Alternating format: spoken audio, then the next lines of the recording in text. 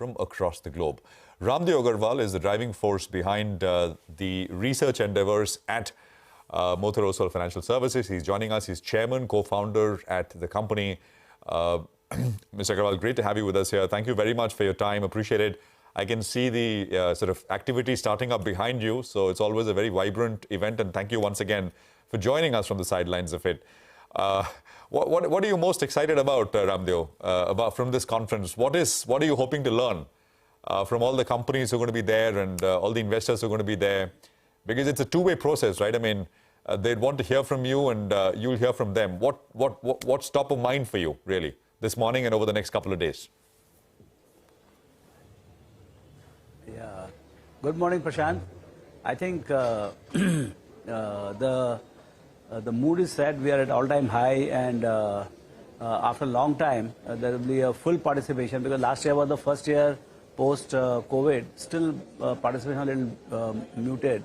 But this year, I think investors have come in full force, and people are coming from, apart from domestic ones, we are getting the delegates from newer countries like Korea, Taiwan, Japan, apart from usual Hong Kong, Singapore, US, London, those guys, they have been coming in the past, but now we are seeing slew of new countries joining in.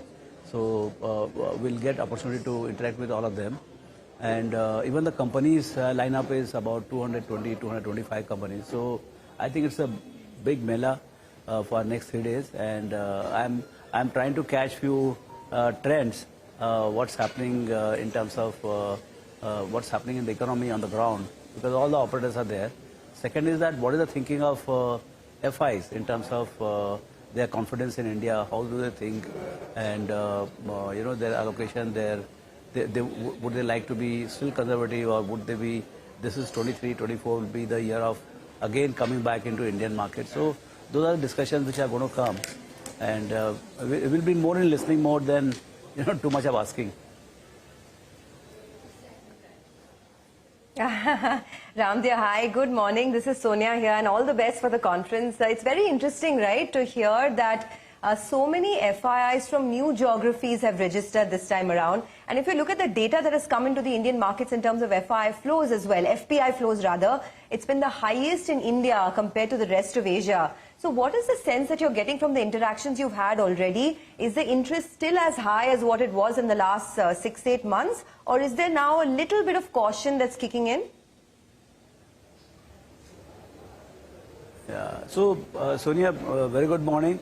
I think it is too early. I've just come in here to the venue, and through the day, and till late night, and tomorrow and day after, I think 2-3 days I'll be interacting with all of them, and during the conversation only we can figure out what kind of interest they have.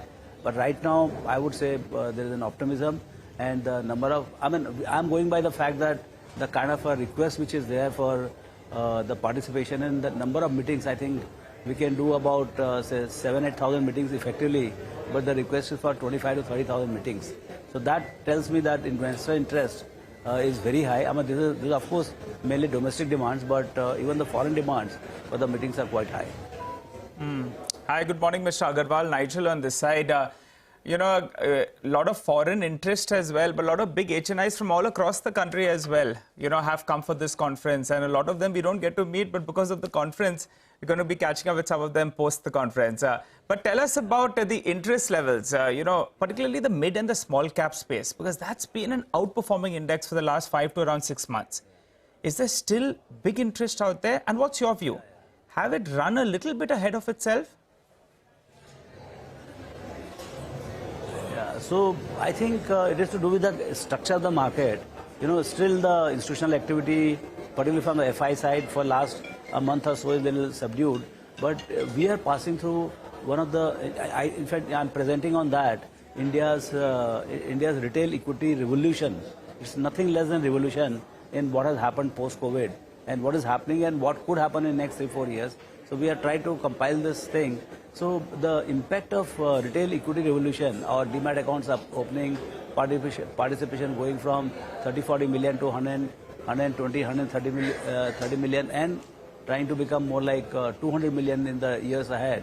I would think that interest level will actually become bigger and bigger, And these are counters where with limited floating stock, but a lot of buying power.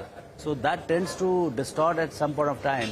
But eventually the corporate earnings underlying will decide the levels where it will settle. No, so if I were to, Raamdeo, if I were to ask you right now, right, for the small cap space here has been the best performing, you know, in a way, asset class, not just here in India, but maybe around around the world. Maybe this year or whatever time period you want to use since the rally began. So where are we? I mean, is that space looking still quite okay to you? You have a sense of history. You've seen this play out many times before. What's your sense? Is it time to take the foot off the pedal a little bit, or you know, fundamentals and earnings there are looking healthy enough to kind of sustain this up move? Prashant, our biggest problem is that we have seen 40 years of the market. We have seen such low levels of the market. You know, the mid cap, small cap was so neglected. I mean, single digit P was, you know, they were thankful. But today is just the different kind of thing. So many times I'm not able to appreciate the valuations granted to small or mid-sized companies. Of course, they are growing very rapidly. So, I mean, that's the kind of thing. But as I said, there is a structural boom from the retail side. And retail is not happy buying HDFC Bank and ICICI Bank. They are happy playing out on more on you know, this mid and small size companies where they have access to the information and they can also size up their bets. So I would think that excitement will continue. Of course, it may shift from one sector to other sector, one company to other company, because no company can keep growing to the sky. But I think you will find a lot of excitement in the small and mid caps, and the names of the companies will keep changing. Today it is defense, tomorrow it could be NBFC, day after it could be some other theme. So whatever themes comes, but I think that sector will remain quite exciting. No, you know, you started by answering that question by citing retail flows.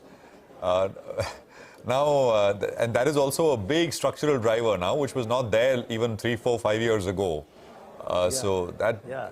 But how much of the boom that we're seeing in that part of the market is because of this, and how much of it is driven by? It's a mix, obviously, but I'm just saying, is it retail money chasing some of these stocks up? Because you got to square that off against earnings growth and valuations, etc. So just trying to get a sense from you, Raamdeo.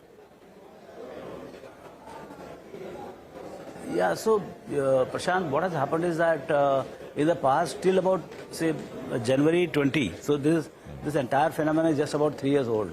So before that, the retail participation was extremely muted. Let me give you some number.